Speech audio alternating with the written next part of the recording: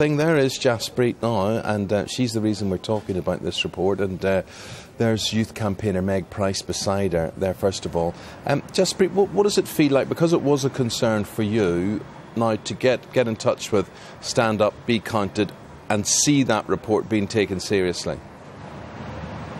Well, to begin with, I started as part of Uprising, My Voice, My Vote. And it was an idea for a campaign, a social action campaign, which we could impact on the digital media. And when I first heard about it, I felt really sick, because when you're a teenager, you do go through a phase where you're trying to find yourself, you're trying to figure out who you are and how you want to look. And this just completely ruins it. It makes you feel really bad about yourself constantly, and you don't get to be the person who you really want to be. Do you know, I'm going to ask you something maybe a wee bit controversial, and Meg, I'd be interested in your opinion on this as well. We're just getting people on social media today saying to us that, in a way, we've been talking about Beyonce earlier on and about are her pictures digitally changed. Some people are saying these images have been digitally changed to make the effect look more shocking. What's your view on that, Meg?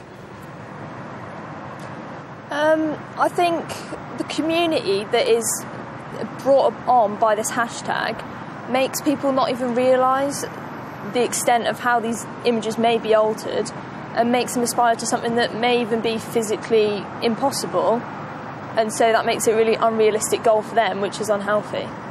Jaspreet, I'm joining Eamon in the studio. It's Isabel. I just wanted to ask you, because a lot of stories in the newspapers today are about obesity and the problems that that's having on the NHS, and then here we are talking about sort of promotion of anorexia on social media. Do you feel that as a society we've lost a healthy image of the body? We aren't able to be the correct weight, whether it be fat or thin? Yeah, I think we really have. I think we either focus on the extreme positive or we focus on the extreme negative. I mean, obesity is an issue, and some people may even be naturally, you know, a plus size, but obesity is so different because it brings on heart problems, it brings on dietary problems, and that can be corrected with the right guidance and support.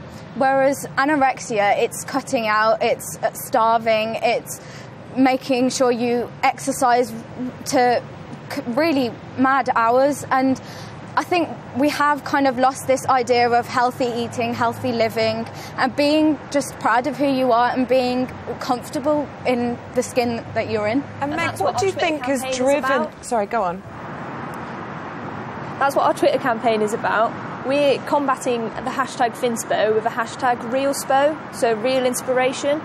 And our Twitter is @RealSpoUK.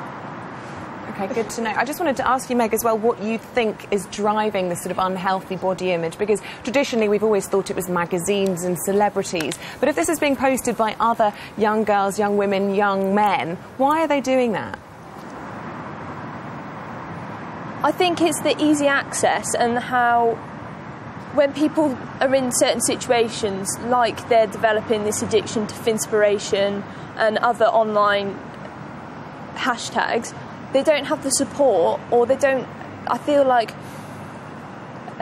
we've got a e-petition, because every other social media site that we've been on has a warning and support links, so like Tumblr and Facebook, but we found that Twitter doesn't have one, and we feel like they're not providing for their online community and keeping young, vulnerable people safe.